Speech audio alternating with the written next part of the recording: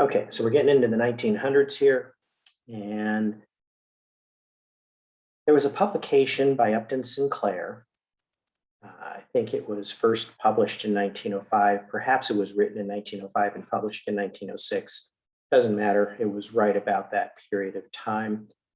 But it was a groundbreaking book because it exposed what was going on in the Chicago meatpacking industry.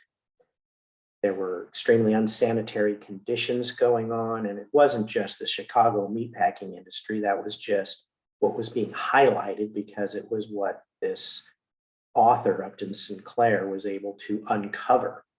And it was appalling, the things that were going on in the meat industry. And it outraged the public. It outraged a lot of people. A lot of people pointed fingers at this book saying this is a bunch of garbage, and other people saying um, that what the industry is doing is garbage. So it actually led to a presidential commission to generate the Neil Reynolds report. And that verified much of what was in that book as true. And certainly it led to other actions and laws to, again, protect the public. So we're still in that late 1800s, early 1900s period, but we got a long way to go to fix things, to make sure that the public is being protected.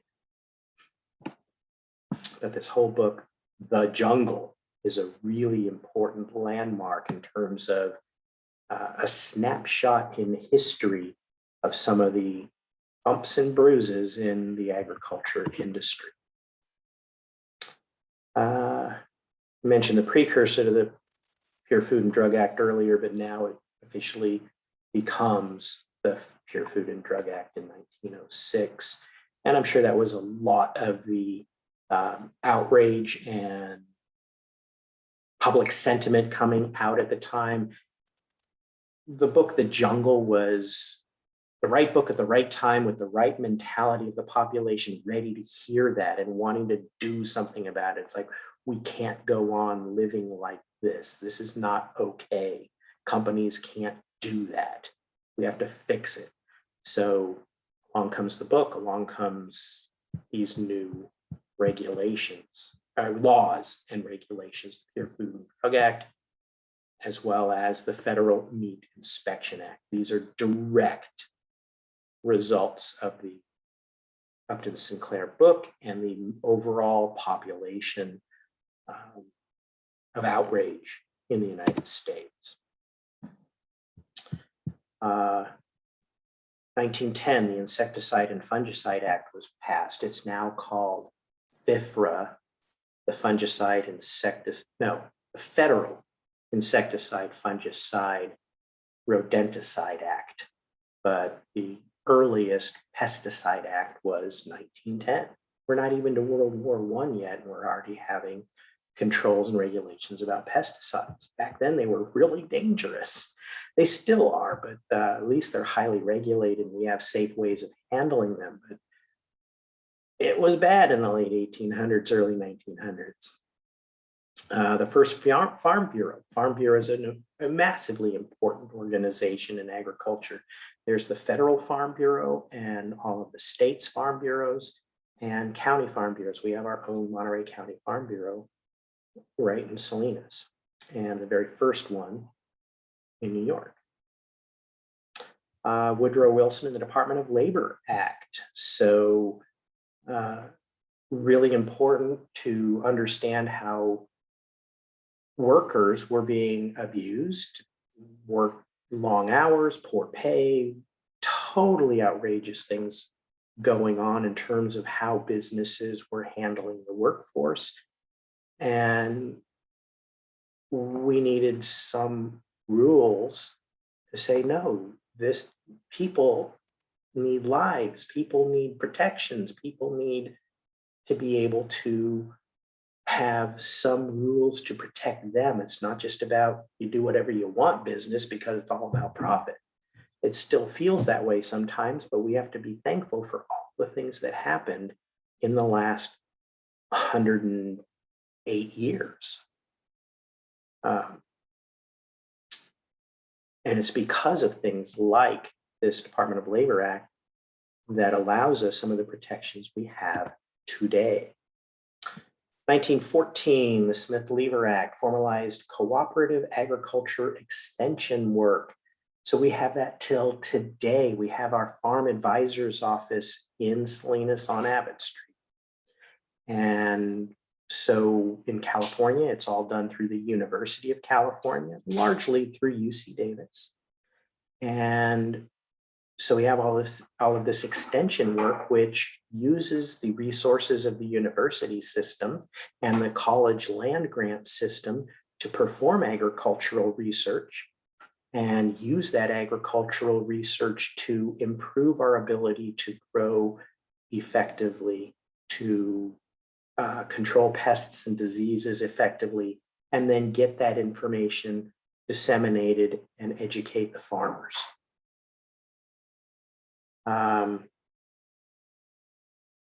In most counties, they actually organized through farm bureaus initially, and the Smith-Lever Act did the extension work under the umbrella of the farm bureaus. Now it's done primarily through universities, and farm bureaus have been more of an education going towards the farmers and lobbying going towards our politicians, trying to be a voice for farmers. So I will say this, since I mentioned the word lobbying, a lot of people think of lobbyists as something that's a bad thing, and uncontrolled money in politics is not a good thing. I will definitely agree with that. But people and industries do need voices, because if I'm a legislator in Sacramento, I might be formerly a school teacher. I might formerly be an attorney or a carpenter. Who knows what my background is? But I don't know everything. I can't know about all industries. So I need people to tell me what's going on in agriculture. I need to be educated so I can make a good decision as a representative of my elected constituents. And that's the purpose of lobbying. That's a really crucial purpose for lobbying. You need lobbyists, period. The problem is when there are mixings of lobbying and money, and we will support your candidacy in order to do what we want, vote the way we want, take this piece of legislation that we as lobbyists wrote, and if you can push this into law, we really appreciate it. By the way, here's $100,000 for your re-election campaign. That's where the problem begins. It's all about money where the problem is.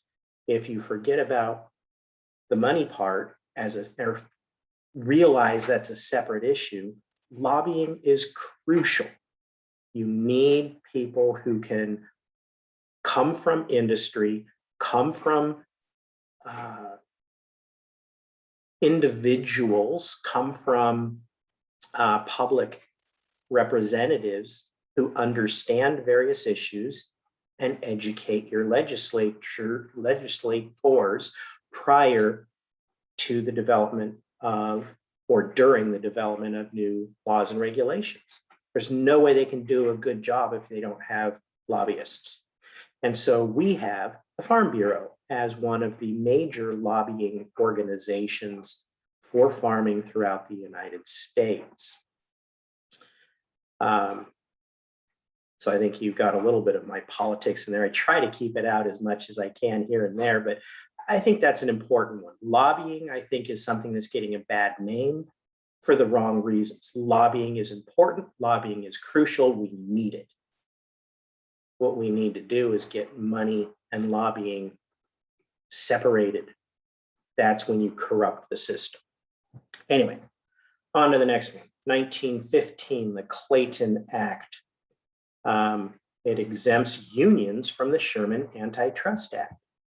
Huge. Remember I mentioned before about antitrust? You can't get together to work out some sort of a backroom deal to try to manipulate the market, that's antitrust. So what about a union? Businesses were saying, no, no, no, no, no, unions are illegal. You can't have people coming together and working on these deals. And you've got the Farm Workers Union, which didn't exist back then, but let's just say the Farm Workers Union with farm workers from 40 different companies coming together to try to negotiate working conditions and safety conditions and all these other things that are important for the workers, because that would be considered a violation of antitrust. And in a way, they were right. The way the Sherman Antitrust Act was written, you could argue that unions were illegal. And so the Clayton Act came in to say, no, no, no, no, no, that's not the purpose. Individuals don't have power as individuals. Businesses hold all the cards and all the power. So businesses must comply with antitrust to protect the population, the public, and the workers. But individuals can create unions to give them some sort of equal power to negotiate and discuss and work out deals with business. So now the union has the ability to have some power to negotiate working conditions for the workers with the respective businesses. And so this 1915 Clayton Act is huge. And there's a lot of different sentiment about pro-union, anti-union, and I've heard a lot of anti-union talk over the last 10 years, and people talking about how unions do nothing but create lazy workers and protect people who don't do anything, and they're collecting a whole bunch of money and getting fat off of your dollars. And there's a lot of individual tiny stories that give some sort of legitimacy and truth to these kinds of arguments. But again, I'm going to let some of my own personal politics come out here. Unions are crucial. Without unions, we wouldn't have 40-hour work weeks or minimum wages. We wouldn't have overtime pay. We wouldn't have worker protections. We wouldn't have anything that we take for granted today. And unions have turned what has been absolutely atrocious, abominable behavior of businesses in the history of the world. And at least in this country, the unions have allowed a rational ability for working conditions to be spelled out in the law.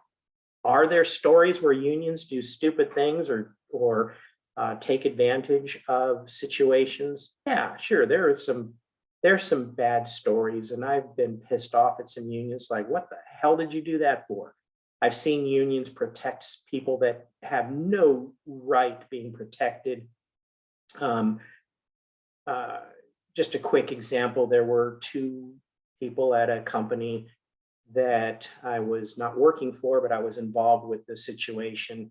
And they basically worked for about 10 minutes every hour and took 50-minute breaks because nobody paid attention. For 10, 15 years, they had a routine of doing their 10 minutes of work and then going and sitting down and drinking coffee and doing their little chismosa stuff and having a good time. And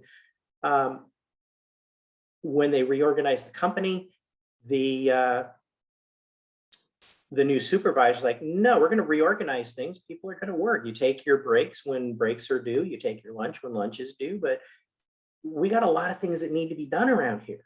You're going to work for a couple hours and then take your break and work for a couple hours and then take lunch. the union came in and was livid and protecting these people that wanted basically to work for about an hour out of every 8-hour shift. And that was pathetic. Was I pissed at the union? Yeah. Do I support unions? Hell yes. Not in everything, not with every single decision. I think sometimes unions are on the right side of an issue, sometimes they're on the wrong side of the issue. But the fact that unions need to exist, I think, is undeniable. And anybody who thinks that unions shouldn't exist or want to crush unions, you better rethink it, because it is probably for the wrong reason. You might want a union on a different side of a particular issue, but trust me, you do not want unions to go away. That would be bad. And there's a lot of effort in this country right now to crush unions all over the place. 1916 Federal Farm Loan Act, the Standard Container Act. You need containers so that they all fit in the same truck and you can stack them on pallets. Without standard containers, it's really hard to sell things. You know, what is a carton of lettuce? Well, if one person's carton is 6 heads and another person's carton is 18 heads, it's really hard. So you've got to standardize things in order to have effective trade. So again, we dealt with quality to a large degree. Now we're dealing with details. US grade standards for potatoes, again, standardizing to help with interstate and international trade. 1918, World War I ended. 1919, the term biological control was coined. 1922, the Capper-Volstead Act provided legal status for agricultural cooperatives. Really important. A cooperative is when a group of companies can come together and have better selling power. So let's say I develop a cooperative. I'm some tiny little farmer, and it's really hard for me to sell my product to some of these big buyers because I'm just a tiny little grower. What if I get together with 20 other growers? And between all of us, we can not only supply more product all year long, but a better variety of products. When I'm out of product, this guy's got products. So now we got one voice as a cooperative to help sell our product. Cooperatives can be fabulous, and there's some great examples of cooperatives in agriculture.